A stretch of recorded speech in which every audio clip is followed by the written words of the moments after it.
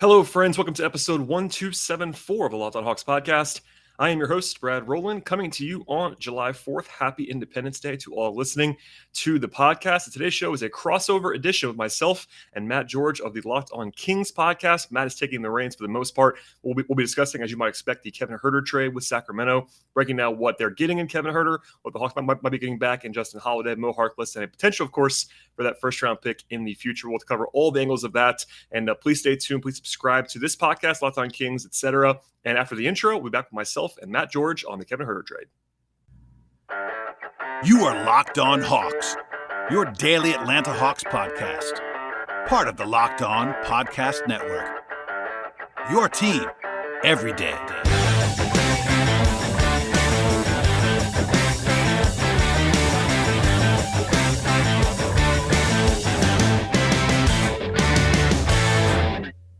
It has been a busy offseason, to say the absolute least, for both the Sacramento Kings and the Atlanta Hawks, who are once again trade partners. It seems like the Kings and the Hawks always find ways to work out deals together. I'm Matt George, host of the Locked on Kings podcast, joined by Brad Rowland, host of the Locked on Hawks podcast. And Brad, here we are again. Can't tell you how many times we've done crossover episodes talking about hypothetical trades, especially conversations about John Collins. And it sounded like the Kings and the Hawks, there's a very good chance for a trade to go down involving John Collins, but there was a trade. John was not involved. Instead, Kevin Huerter comes to Sacramento. The Hawks get a couple of pieces plus a first-round pick. Were you as surprised as I was to see that notification from Woj and not see John Collins involved in that deal?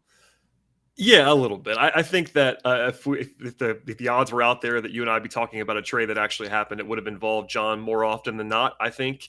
But also, the deal that actually happened, is we'll sort of get into, didn't shock me necessarily. Is one of those constructions where I know you and I talked about this either online or offline about, Justin Holiday making some sense for the Hawks. Is this kind of plug and play piece? And Huerter was very available because of the DeJounte Murray trade and the Hawks having so much at the two. So yeah, I mean, taking a step back, it's not shocking, but certainly I would have bet on a Kings trade in a vacuum involving John Collins. My timeline for this entire thing was really interesting, Brad, because we found out the Sacramento Kings weren't offering the qualifying offer to Dante DiVincenzo, which I was not a fan of. I was like, well, it didn't make any sense to me, especially they pursued DiVincenzo in two separate trades, finally got him on the second one. I thought for sure DiVincenzo was going to stick around. So I'm disappointed by that. Then the news comes out of the Hawks trading for DeJounte Murray. And I believe, okay, now Kevin Huerter is available. Maybe the Sacramento Kings are now trying to do some kind of package deal involving both Collins and Huerter. Then they end up just getting Huerter, who's arguably more needed out of the two of them. It's crazy, the series of events that leads up to trades like this during the offseason, because one move from any team in the league can just change the trajectory of potential negotiations. Yeah, it really can. And even beyond that, the Kings getting Keegan Murray might have closed the door, at least some, on John Collins too. That was part of this. I mean, they still have Harrison Barnes on the roster. I think he probably would have had to come to the Hawks in any kind of deal for Collins. There's all these moving pieces, and the same thing for the Hawks. Like, I think Huerter was already going to be available on some level because most guys on this roster were available coming into the offseason. But you go get Murray, who is going to play some point guard as well, but he's going to start at the two, and that was the logical thing. And Bogdanovich is still on this roster for the Hawks, a guy that the Kings I know were familiar with very closely. But they had to they didn't necessarily have to move one of Huerter or Bogdanovich, but having those guys both off the bench behind Murray is just a curious allocation of resources to have all that kind of firepower at the same position, even if they can kind of play both wing spots. So certainly an interesting setup for this deal, and I think at the end of the day, not a shocking result, but still one that took some stuff along the way to happen.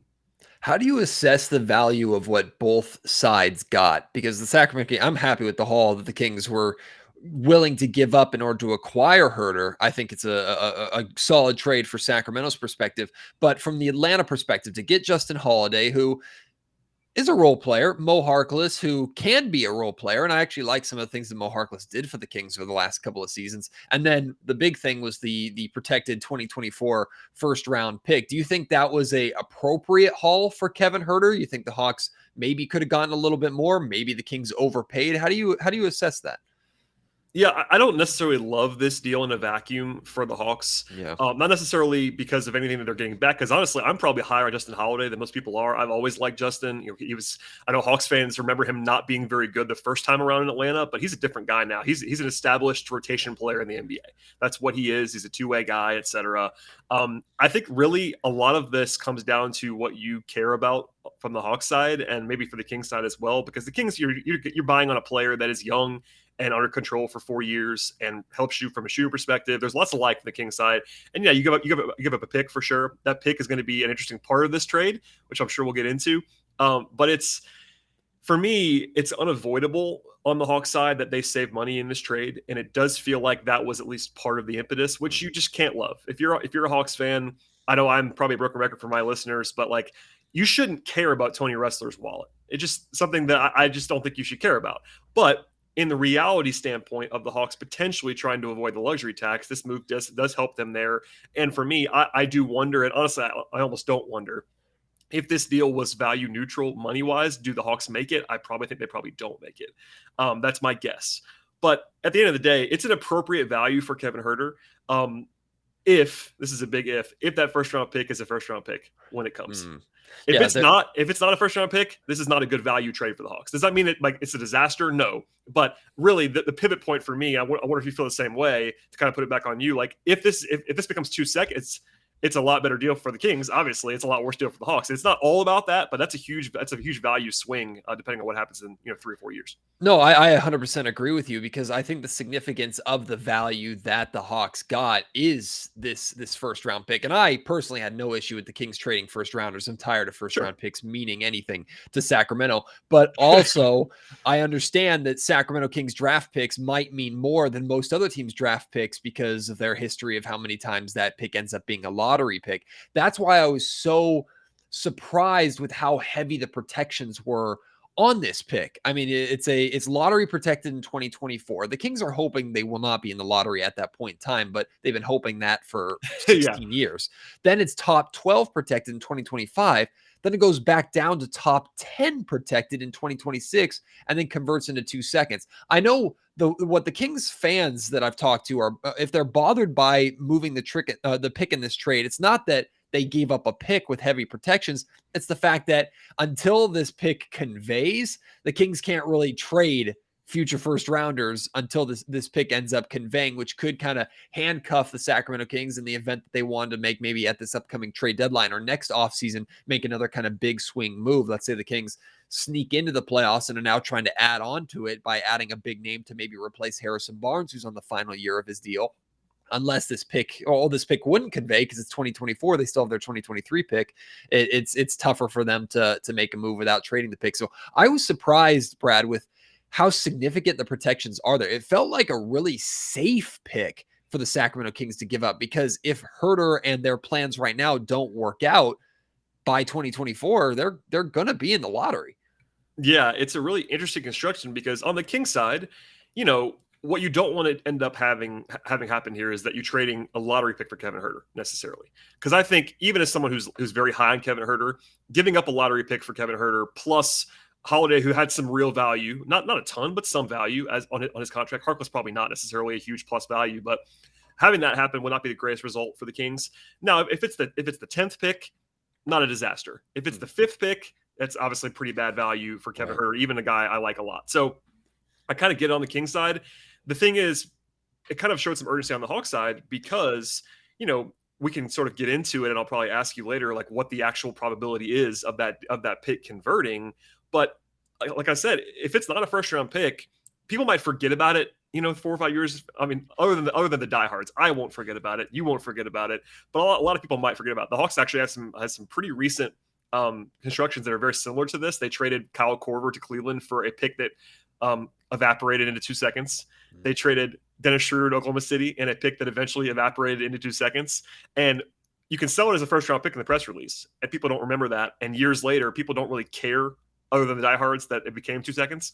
So I don't know. It's one of those niche things that's easier to sell on the Hawks side than it maybe is on the Kings side. But that really does kind of swing the value. It's really interesting to me that they did it that way, because it is heavily protected.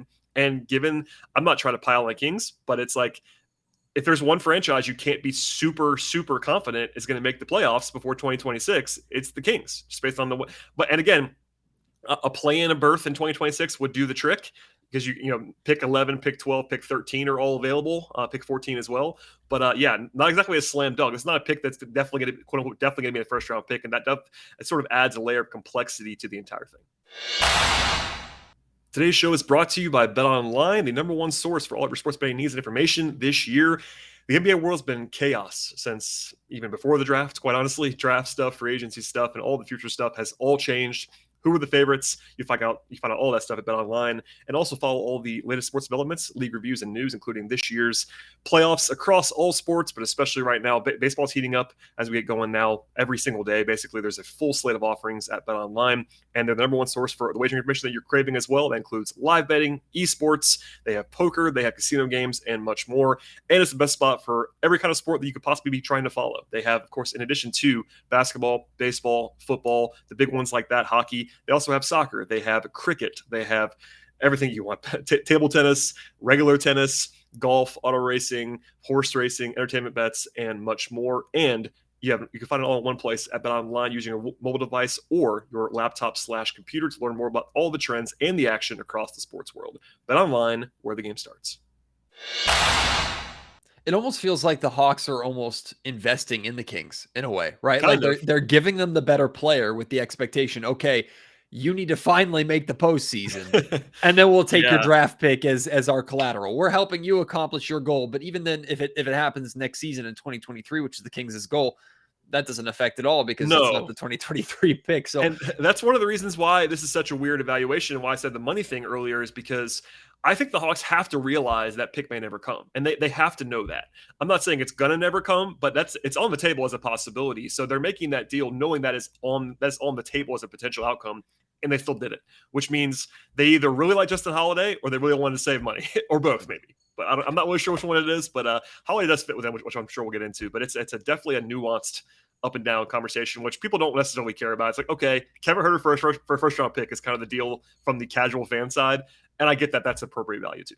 it makes you think about what other potential value is on the table for Kevin Huerter, if that was the best deal or if that was what the Hawks thought made the most sense going forward. Maybe it wasn't the best short-term deal for them, but it had the chance to be the most lucrative with a first-round pick in the future, and they were willing to take that gamble. But I actually wanted to ask you specifically about Kevin Huerter's role and position in your mind with the Sacramento Kings. I know he played a lot of time actually at the 3 in Atlanta. I look at him as the guy who more than likely will fill the starting 2 spot in Sacramento. However, before the Kings made this move for Huerter, they signed Malik Monk in free agency, who's the former teammate of De'Aaron Fox at Kentucky. Many believe he has a very good chance to be the starting 2 guard. I understand that completely. I think there's going to be a major position battle in training camp between Malik Monk and Kevin Huerter for that starting 2 spot. But there's others that look at Huerter as a good backup 3 right now that almost serves as a little bit of collateral or almost serves as like a safety net in the event that Harrison Barnes does walk at the end of the season. Or if you want to trade Barnes at the trade deadline, you have a starting 3 caliber player in Kevin Huerter waiting right behind. Where do you think, just based off your understanding of Kevin Huerter, not so much the Sacramento Kings, how do you think the Kings should use him or optimize him the most? Is it as that kind of backup 3 role, or is it as a starting 2? Yeah, interesting. I think that Huerter primarily is a 2 for me. I think that if you look up and down his profile, he's played a lot more 2 than 3 in his career. He's got enough length to be a small forward in the NBA at 6'7", but he's pretty skinny. He's not the most physical guy in the world. He's gotten a little bit stronger as his career has gone on, but rebounding wise, he's definitely not good for a 3. He's probably below average for a 2 as a rebounder. And then defensively, I actually think that he's underrated defensively. I think there's this stigma out there in part because he's a skinny white guy who's a shooter, probably. But it's one of those things where I think Huerter is an acceptable defender at this point. I think he's kind of just okay. He's not great, but he has some strengths and weaknesses. But at the 3, he is a little bit slight of frame to be doing that on a full-time basis. I think, in a lot of schemes, the 2 and 3 are pretty much the same these days. But I think what you don't want to have him happen is have him be the only guy who can cover a big physical 3 on the other team necessarily defensively. But I think he does have the size that you want as a playmaker. He's probably underrated too. He's a good passer, good ball mover, and obviously the shooting is his number 1 appeal. So yeah, I think it would make sense for me. to either start him at the 2 or have him sort of as that functional, third wing type that can do a lot of different things. That might be his best role. I think he's a starting caliber player. But on a lot of teams, he'd be better as a third wing who can kind of do a little bit of both. Him against Malik Monk is pretty interesting to me. I think that Huerter's probably a better player, but it's one of those things where what do you want from that spot? Monk is more of that like heat up scorer, where Huerter is not the most aggressive guy all the time, but he's got a little bit more of a well-rounded game. He's a better defender than Monk is, for instance, obviously more size. So yeah, a pretty interesting sort of what you want kind of hypothetical from the Kings. But if you don't start him at the 2, I think he'd be used to that as well. He's come off the bench a lot in Atlanta. He ended up starting for most of last season because they kind of found out that Bogdanovich was better off the bench in some ways with their roster construction. But he's not a guy who's going to make a gripe either. If he gets there and he's a third wing, he'll be comfortable with that.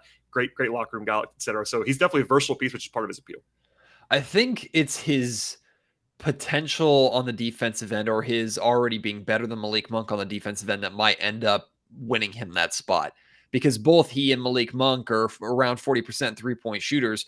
I think, if I'm not mistaken, Kevin Huerter was close to a 42%. He was between 41 and 42% catch and shoot three-point shooter last season, which theoretically, playing with both De'Aaron Fox and Sabonis a majority of his minutes, he's going to get a lot of catch and shoot, kick out three opportunities. I mean, it's clear the Kings are prioritizing shooting. They've gone out in this offseason and gotten 4 nearly 40% or over 40% three-point shooters to surround their 2 stars who aren't necessarily known for their shooting. But also they brought in head coach Mike Brown because this team has been horrendous defensively for nearly 2 decades. And they recognize that as good as if they're a top 10 offense, but the 25th or 26th worst defense, they're still probably a team that finishes 15 games under 500. So Kevin Huerter might make more sense in Mike Brown's system as a starter, because he might have to pick up a little bit of the slack of defending in the backcourt, which has never necessarily been a strength of De'Aaron Fox. I think De'Aaron is capable of playing good defense. He hasn't always wanted to, and I don't know Mike Brown is going to be able to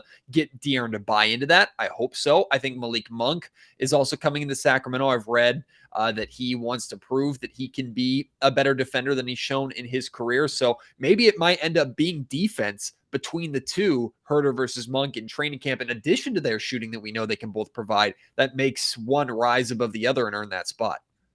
Yeah, and I think that makes a lot of sense. I think Huerter is a quality defender, not going to change your life. I'm not going to tell you that he's going to be this, game-wrecking defender on the wing, but I think that he has a reputation that was probably unearned from when he was earlier in his career. Like, there's always been this, can he play with Trae Young? Can those guys play together because of the defense? Because clearly Trae's not very good defensively. That's not a secret. And I always thought it was a little bit unfair to Kevin Huerter. I think he's a pretty solid defender. He's pretty active too. He's pretty long. A good team defender too. Like knows how to play on the help side. All those things. And I think that also a little bit more size wouldn't be the worst thing in the world compared to Malik Monk. And honestly, in an archetypal way, I'm sure you discussed Malik Monk a lot on your show already, but he just feels like a third guard to me. Like he's the prototypical like 6th, 7th man guard. Come in, shoot a lot, make a lot of threes. That's not a criticism. That's a valuable piece. But I think that's what he is to me, especially next to a guy like De'Aaron Fox. You're pretty small if you're playing Malik Monk next to him. All that stuff. I'm sure I'll let you handle most of the King stuff on Malik Monk, but it is one of those things where it does feel like a more natural fit to go ahead and start Kevin Huerter, because he's just so well-rounded. He does so many things well without taking too much off the table, because really weakness-wise, there isn't much there. Like maybe rebounding, maybe defending against bigger guys, but Huerter just kind of checks a lot of different boxes, and he's not like elite at anything other than shooting, but he really does kind of give you a lot of little things that can plug in between guys who are high usage, like Fox, like Sabonis. I'm curious, what are your thoughts or questions or expectations even for both Justin Holiday and Mo Harkless, who went to Atlanta in this deal? Are you looking at them both as, and are the Hawks, because they're trying to win right now, they're not rebuilding, are the Hawks looking at both of them as potential contributors, just Justin Holiday, not so much Mo Harkless? He was just money added in on the deal, because I think both of them can help in their own way. Justin Holiday more than Mo Harkless. I know Kings fans weren't necessarily sad to see Justin Holiday go, because his stint here in Sacramento wasn't the most impressive, but I also would have been just fine from a Kings perspective of Sacramento holding on to Justin. I believe, like you said earlier, he would have been an NBA role player and would have been at very least a contributor for the Sacramento Kings.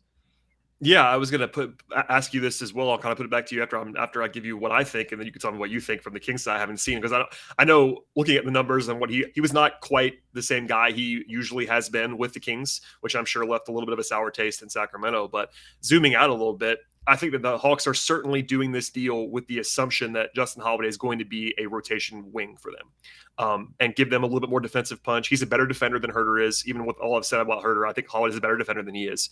A little bit worse, obviously, offensively, not as good of a shooter, but a willing shooter, a guy who has taken, I don't know, I think he's been taking 6 or 7 threes per game the last couple seasons. He's willing to shoot. And I think that it's a different organization now, but I know Travis Schlenk was in Golden State when Holiday was there back in the day, long time ago, as the Hawks president of basketball operations. And obviously he was with Atlanta briefly previously. I think that they're really kind of that was part of the impetus to do this deal. And my understanding is that they know that they can plug and play Justin Holiday. He played for Nate McMillan also in Indiana. So there's a familiarity there. I think he's the guy that they're more like banking on being a contributor for this season. Not going to start for them. It's obviously going to be Murray and DeAndre Hunter as the 2 and the 3 coming in. They also have Bogdanovich. So he's kind of in this fourth wing role, which is probably what he should be in. That's kind of what he probably is at this point. But they definitely think that that's a positive for this season. He's on that 1-year expiring contract. He should help them. As for Harkless, I think it's kind of a throw in to make the money work, but also the Hawks were in need of a veteran kind of plug and play, low cost, low usage power forward option in particular, because even with Collins on the roster, they have a guy named Jalen Johnson, who was their first round pick last year. And I think that he'll probably get those minutes that Gallinari was playing with the Hawks previously. But having another guy kind of in that Solomon Hill role for Hawks fans. 2 years ago, it was Solomon Hill, that like veteran, just doesn't need a lot of usage. Obviously, he's not a great shooter. Mo Harkless is not a good shooter at this point, but he's a guy who can defend, do the little things, not have to play if he doesn't want to play. And also, if they need to flip him to save money or get under the luxury tax, they could probably just do that, and it won't kill them. I think he's kind of a throw in to make the money work, but also a guy who could be providing some use. Does that sound about right from your side, having watched those guys more than I have the last few months? Today's show is brought to you by Rock Auto, and Rock Auto is fantastic because with the ever-increasing number of makes and models in the car space, it's now impossible for your local chain store to actually carry it all. And even if they actually had what you wanted, why endure all the pointless questioning from someone behind the counter? All they want to do is sell you what they want to sell you. It's not in your best interest. It's only in their best interest. And honestly, if they had everything perfectly, it would still be easier and cheaper at rockauto.com, either at home or in your pocket. Check out rockauto.com and save time and money. And why spend more, even 100% more, even more than that sometimes, on the same exact parts from a chain store or dealership? Instead, get it all at rockauto.com for the same exact price. Always, no matter who you are, rockauto.com has been in business to serving yourself and others for 20 plus years at this point, and the prices are always the same and reliably low for each and every customer. They have everything you possibly need for your car or your truck. That includes tail lamps, brake parts, motor oil, even carpet. And explore their easy to use website right now to find solutions to your auto parts needs. And when you get there, this is important. When you get to rockauto.com, tell them that Locked On sent you by writing Locked On in the "How did you hear about us" box, and that's very important to help us out on the podcast. Amazing selection, reliable low prices, all the parts your car will ever need. rockauto.com.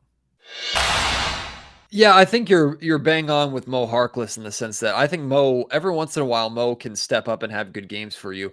He got a lot of opportunity as a starter when Luke Walton was still here. The problem was he never capitalized as a shooter enough to make that a net positive. Defensively, he was one of the better defenders on the Kings, which again isn't saying much. But I think defensively, Mo Harkless can provide you some solid minutes, and with his length and size, his versatility, you can play him at the 3, you can play him at the 4. So he's not a bad piece to have. Plus, he's a hard worker, a good teammate, a good locker room leader. Justin Holiday, though, is where I agree with you. The money is going to be made in this trade. If there's going to be any kind of immediate impact player, it's going to come from Justin Holiday. And what's interesting is in Sacramento, I think Justin played differently than he naturally would and is supposed to. Like, Justin came into Sacramento, essentially replaced Buddy Hield as the starting 2 guard, even though we didn't understand why he was starting over Dante DiVincenzo. And Justin embraced the Buddy Hield role in Sacramento, which was, okay, every time the ball is in my hands, I'm going to put it up. Anytime I have a good look from the perimeter, I'm going to put it up.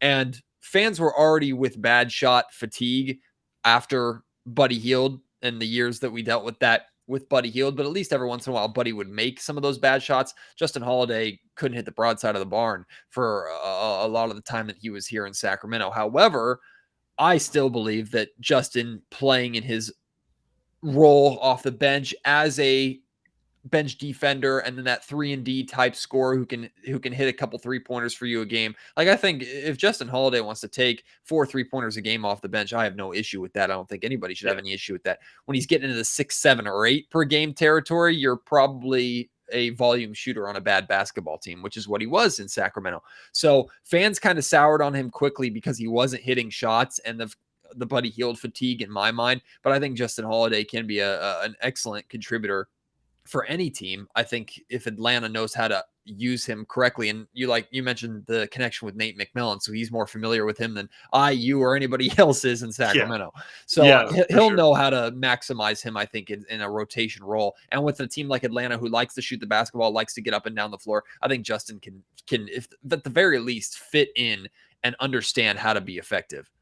Yeah, the Hawks definitely have a use for catch and shoot 3-and-D guy on the wing. You know, he doesn't have to create shots. They have Trae Young. They have DeJounte Murray to do that. They don't really necessarily need him to do that. And even zooming out, obviously, this includes the Sacramento sample, but the last 4 seasons combined, he's shooting 37% from 3 on almost 6 attempts per game. Like, that's a pretty good shooter. He's not Kevin Huerter. He's not an elite shooter, but if he's open, you want him to shoot it, and it'll go in enough to justify it. And for me, the big thing is that they wanted one more defensive wing. Because if you factor in the fact that, you know, Murray is a little bit small at the 2, obviously he's a really good point guard defender, but you throw in Bogdanovich, who has lost a step or 2 defensively in the last couple seasons. They need another guy who can play defense on the wing. And I think that they were always going to acquire that guy some way, somehow. And I think getting Holiday as part of this deal, they don't do this deal if it's not a guy that they think they can at least use. Obviously, the first round pick is a nice carrot to get Kevin Huerter back and to sort of restock that first round cupboard after trading a bunch for DeJounte Murray. But if they didn't believe that Holiday could be a rotation player for them, they don't do this trade. I don't think. So that's part of the carrot here as well. Well, I don't think they got one wing defender. I think honestly they got 2. Like that's the biggest strength of Mo Harkless's wing defense. He's just probably not going to provide too much for you on the offensive end. So you can plug in either of those guys at that role if you need some stops or if you're defending a team with one of those big versatile wings. I think Mo Harkless had some really good moments over the last couple seasons or season and some change with Sacramento, defending some of the longer wings that the Kings typically have struggles with. It's just he was such a net negative on the defense or on the offensive end of the floor that it didn't justify him getting the minutes that I think the Sacramento Kings wanted to rely on him with as that primary wing defender. So I understand this trade for both sides. I think it's a definite immediate win for the Sacramento Kings, and I think the Kings are happy to pull the trigger on this deal knowing that. But like we talked about earlier, it's almost like Atlanta is investing in Sacramento. They get the opportunity to cash in with a maybe late lottery draft pick. Maybe they're even rooting for it to be a 13th pick in 2025 so that it's at least in the lottery. And then Mo Harkless and more Justin Holiday right now can still positively impact the team to try and get some wins and continue their playoff push and their build that they're on. And I love the DeJounte Murray deal for Atlanta. I'm a little concerned or confused with what the San Antonio Spurs are doing. They're going big time rebuild, which hey, I'm fine with in the Western Conference. One less team to worry about. But that pickup, I don't think has been talked about. Sure, I'm sure it has in Atlanta by yourself, but nationwide and certainly here in Sacramento, that DeJounte Murray pickup for Atlanta has not been talked about enough. I think that's going to be a massive deal for the Hawks. Yeah, for sure. And I think that justifiably there was a lot of attention paid on the price tag because they paid a lot. I mean, they gave up a lot of draft capital for DeJounte Murray, and I'm not someone who I was not bashing it, but it was my duty, as you well know, to point out the fact that look, there's a lot of downside risk here for the Hawks. Yeah, but on the higher side, you're getting a really good, even conservatively, like one of the top 40 player in the league, probably. I mean, you could sort of qualm with him being an all-star this year. He was injury replacement, all that stuff. But in the press release, you can include all-star guard DeJounte Murray, and that's a huge thing as well. But yeah, I think that's going to be huge for them.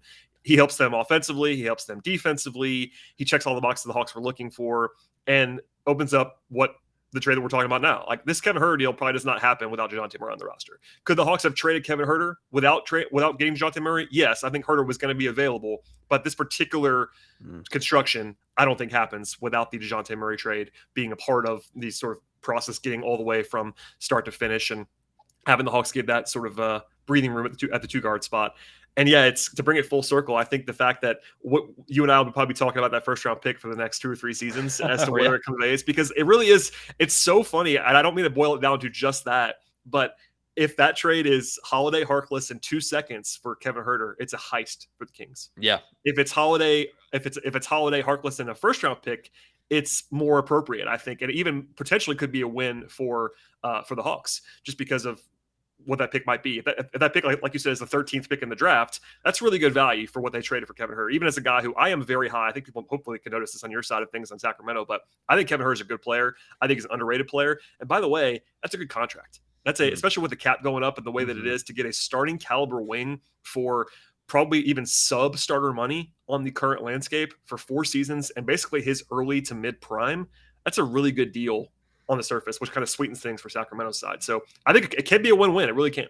Yeah, it's usually the team that takes the best player in the deal that is taking more of the risk. In this situation, it feels like the Atlanta Hawks gave up the best player and are also taking the risk with how this pick conveys. That is the downside for sure. I think, generally speaking, any trade you want to get the best player. That's one of those old rules, and the Kings are getting the best player in the deal. So if you're a Kings fan, that's the solace for you. If you're a Hawks fan, maybe Holiday helps you on defense, and hopefully that first round pick arrives to kind of boost what you've given up in the Murray trade. So it's certainly one of those. I'm not trying to grade it, honestly. It's one of those like TBD draft grade kind of. It was just like the least sexy thing you can possibly say on a podcast. It's like, okay, can't grade this one until 2026, but it really is part of that too.